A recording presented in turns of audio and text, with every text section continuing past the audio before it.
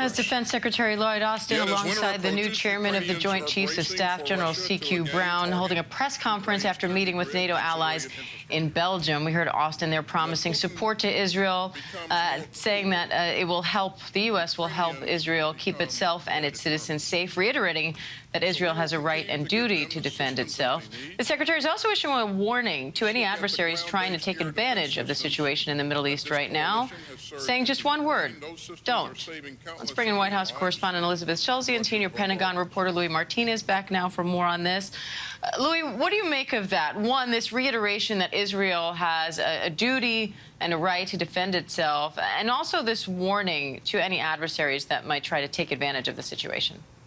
And that's been the message from the U.S. government. Excuse me. The message from the U.S. government has been that no other international actors should play a role in this Israeli-Hamas conflict as it's developing right now. The message has been intended towards Iran. It has been intended towards Hezbollah. That's why he began with his announcement right there at the top that the carrier strike group led by the USS aircraft carrier USS Gerald R. Ford had arrived in the eastern Mediterranean. And he said, of course, that Israel has a right to its self-defense. That is a clear message that the administration is pushing. But remember what the language that we've heard from the President Biden yesterday, kind of indicating that Israel should remain within international rules of law. That indicates minimizing civilian casualties and possibly a message with regards to this blockade that Israel has now imposed, a much more heightened siege, if you will, of Gaza, preventing foodstuffs and from entering, as well as cutting off electricity and access to utilities.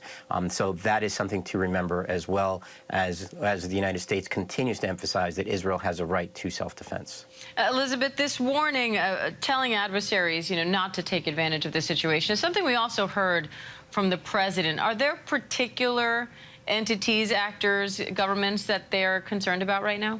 Well, Diane, the most obvious threat is, as Louis mentioned, Hezbollah. And that's something that the administration has said. It is directly saying, do not get involved. The White House wants to send this message that this conflict should not escalate and that the U.S. is watching. If it does escalate, there will be consequences. And it's something that we just heard again from Defense Secretary Austin, repeating that they don't want to see that threat from other terrorist groups. And ultimately, Diane, I think the point that Louis makes there is important, that as we look at these attacks in Gaza and as the number of civilian deaths does continue to rise, the White House is in a position where it obviously wants to continue sending this message that it fully supports Israel's right to defend itself, but it also cannot, watch that and watch that human toll and possible breach of international law. So it's something that they're going to face questions about, and they're under pressure on as this conflict only grows more dire and as the human toll mounts. All right, Louis Martinez, Elizabeth Schulze, thank you both. Hi, everyone. George Stephanopoulos here. Thanks for checking out the ABC News YouTube channel. If you'd like to get more videos, show highlights, and watch live event coverage, click on the right over here to subscribe to our channel. And don't forget to download the ABC News app for breaking news alerts. Thanks for watching.